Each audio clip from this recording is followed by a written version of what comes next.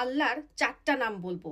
যদি প্রতিদিন পড়তে পারেন অথবা লিখে আপনার কাছে রাখতে পারেন, ইনশাআল্লাহ গ্যারান্টি সহকারে বলছি আপনার পৃথিবী বদলে যাবে। এক, ইয়া জাব্বার এর অর্থ হলো ভেঙে যাওয়া মন এবং ক্ষতিগ্রস্ত সব কিছুর মেরামতকারী। যদি আপনি মনের ভিতরে অনেক কষ্ট এবং আঘাত পান তাহলে ইয়া জাব্বার পাঠ করুন, তাহলে আল্লাহ হৃদয়ে শান্তি দান করবে।